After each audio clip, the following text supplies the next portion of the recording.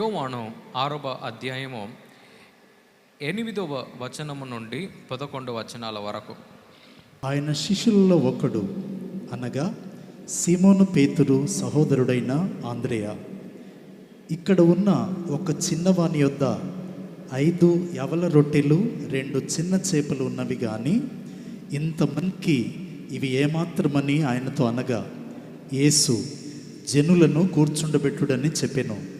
ఆ చోట చాలా పచ్చికై ఉండెను గనక లెక్కకు ఇంచుమించు 5,000 మంది పురుషులు కూర్చుండిరి. యేసు ఆ రొట్టెలు పట్టుకొని కృతజ్ఞతాస్తుతులు చెల్లించి కూర్చున్న వారికి వడ్డించెను. అలాగున చేపలు కూడా వారికి ఇష్టమైనంత మట్టుకు వడ్డించెను. ఇక్కడ మనము ప్రభు 5,000 ప్రజలకు పైగా ఆయన ఆహారము అందించటము మనము ఇక్కడ చూడగలుగుతున్నాం. ఇక్కడ మనం ఏం చూడగలుగుతున్నామంటే, సీమోను బ్రదర్ ఆంద్రేయ ఒక మాటను తెలియచేస్తున్నాడు. ఒక అబ్బాయి 5 రొట్టెలు 2 చేపలు తీసుకొచ్చి ఆయన ఏం చేస్తున్నాడంటే ఇస్తున్నాడంట. ఇచ్చేసరికి ప్రభు ఏమన్నాడంటే అందరినీ కూడా కూర్చోమంటున్నాడు. అందరూ కూడా కింద కూర్చున్నారు. 5,000 పైగా ప్రజలు కూర్చున్నారు. కానీ అక్కడ ఉన్న ఆహారం ఏంది? ఎంత ఆహారం ఉంది? 5 రొట్టెలు 2 చేపలు మాత్రమే. కానీ అక్కడ ప్రభు అయిన యేసుక్రీస్తు ఒకటి ఆయన చేస్తున్నాడు. 11వ వచనం ఒకసారి చూడండి.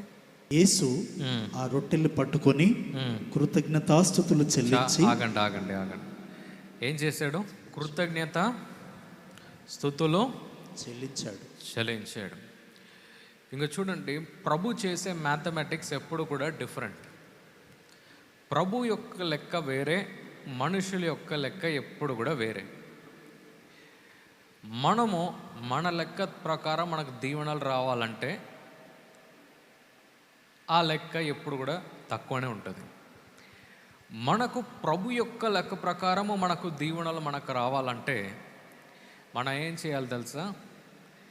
ఫస్ట్ మనము ప్రభుకి కృతజ్ఞతలు మనము చెల్లించాలి. హల్లెలూయా. దేనికి కృతజ్ఞతలు చెల్లించాలి? ఉన్నదానికి కృతజ్ఞతలు చెల్లించాలి. ఎంతమందికి అర్థమైంది? మీరు మీ అప్పు బాధ గురించి మీరు ఆలోచిస్తున్నారు, కానీ ఎప్పుడన్నా ప్రభు మీకు ఇచ్చే ఆ జీతం కానీ లేకుంటే ప్రభు మీకు ఇచ్చే ఆ ఆర్థిక సహాయాన్ని కానీ ఒక్కసారి మీరు ఆలోచిస్తూ, ప్రభువా ఇది నువ్వు నాకు ఇచ్చావు, దాని కొరకు నీకు మహిమనే చెల్లిస్తున్నాను, దాని కొరకు నీకు కృతజ్ఞత అర్పణలు చెల్లిస్తున్నాను అని ఎప్పుడన్నా మనం చెప్పామా? కొన్నిసార్లు మొన్న కూడా ఒక మీటింగ్కి వెళ్ళాం. అక్కడ ఆ దంపతులకు 3 ఆడపిల్లలు అన్నమాట. వెంటనే వారు చాలా బాధతో ఆ మీటింగ్కి వచ్చారు. మా నాన్నగారు ప్రవచన రీతిగా ఇలా పిలిచాడు, ఇలా ఒక ఫ్యామిలీ మీరు ఉన్నారు, చాలా బాధపడుతున్నారని. కానీ ఆ మీటింగ్లో మా డాడీ ఒకటి అన్నారు, ప్రభు మీకు 3 ఆడపిల్లలు ఇచ్చారు, కానీ ఒక 10 అబ్బాయిలు ఇచ్చే సంతోషం ఈ 3 ఆడపిల్లలు మీకు ఇస్తారని అన్నాడు. అప్పుడు అక్కడ ఆ దంపతులు ఎంతో సంతోషపడ్డారు. అంటే నేను ఎందుకు ఇది అంటున్నానంటే, మీరు ఎప్పుడన్నా మీరు ఆలోచించారా? 3 ఆడపిల్లలు వచ్చారని మీరు బాధపడుతున్నారు, కానీ ఎంతోమంది సంతానం లేకుండా ఉన్నారు. ఎంతమందికి అర్థమైంది నేను చెప్పింది?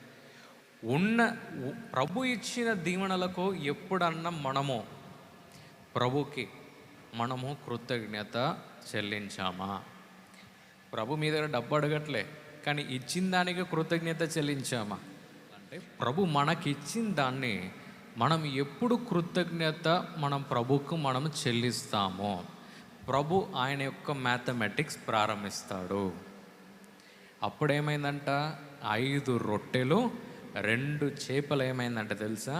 5,000 పైగా ఉన్న ప్రజలకు ప్రభు పోషించాడంట ఆ రోజు.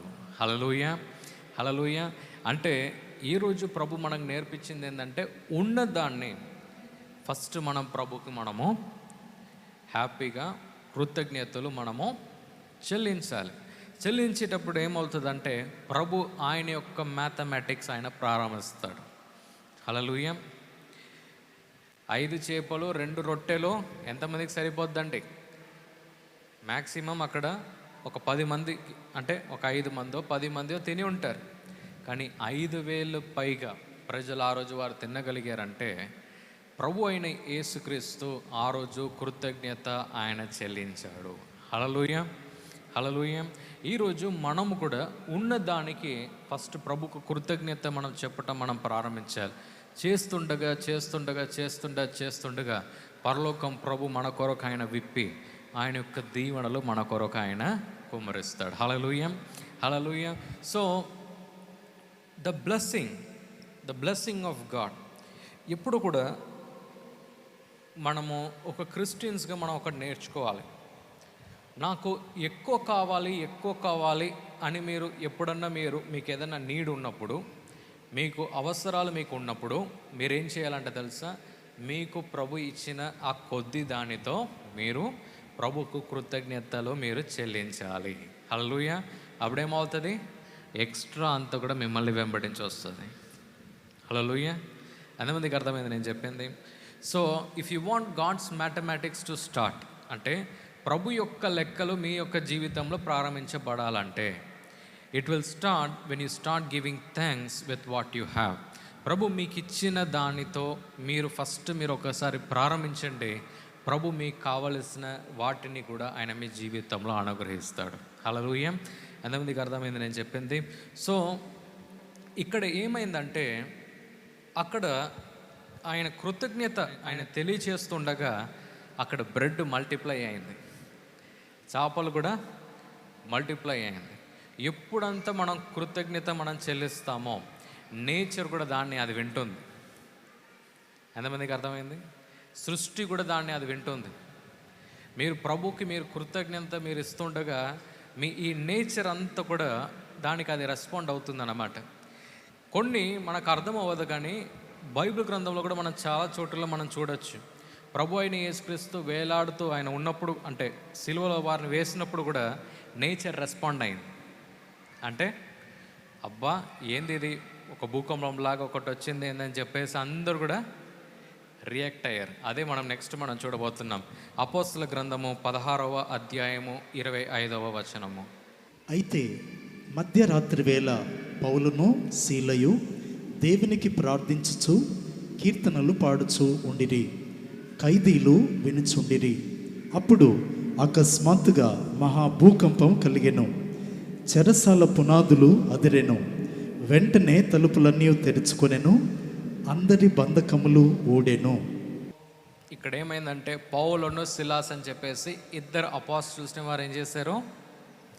చెరసాలలో వారు వేశారు. వేసినప్పుడు అందరు ఏం చేయాలి? ప్రభుని తిట్టాలి. కానీ వీరేం చేశారంట?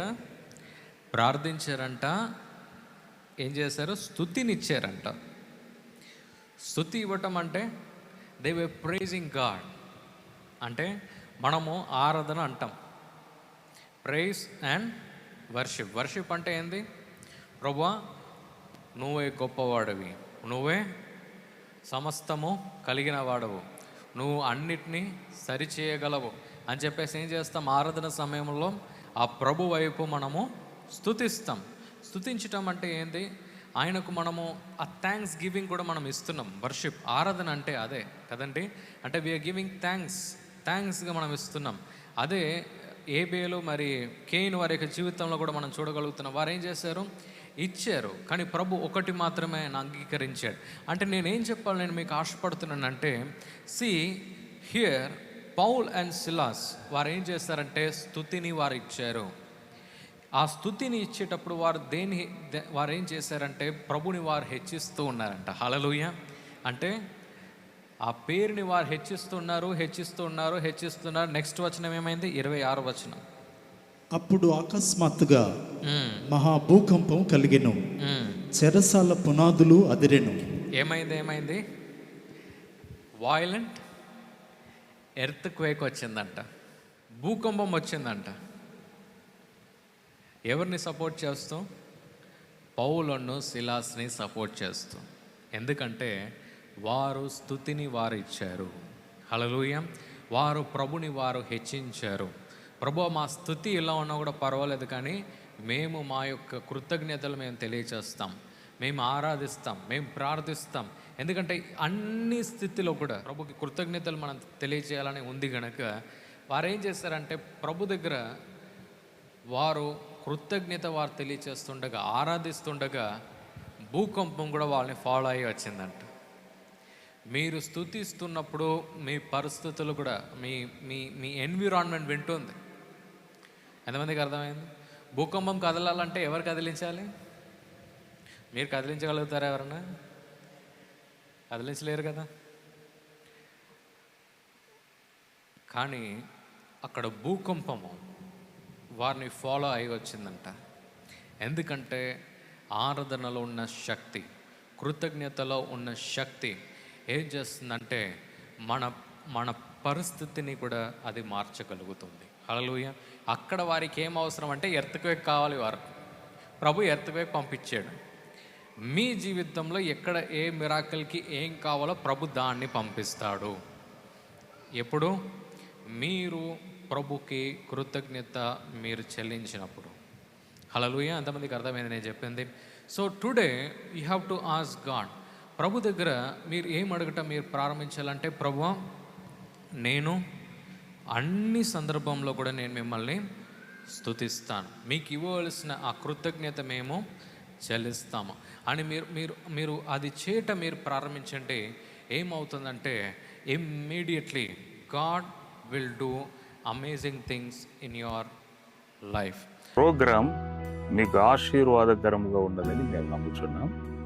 ఫస్ట్ లైక్ చేయండి, తెలిసిన వారు మీ ఫ్రెండ్స్ అందరికీ మీరు షేర్ చేయండి, తర్వాత సబ్స్క్రైబ్ చేయండి. తప్పగా ప్రభు మిమ్మల్ని దీవిస్తాడు. ఇక రాబో వీడియోను కూడా మీరు చూడండి, దీవించబడండి. ప్రభు మిమ్మల్ని దీవించును గాక. God bless you.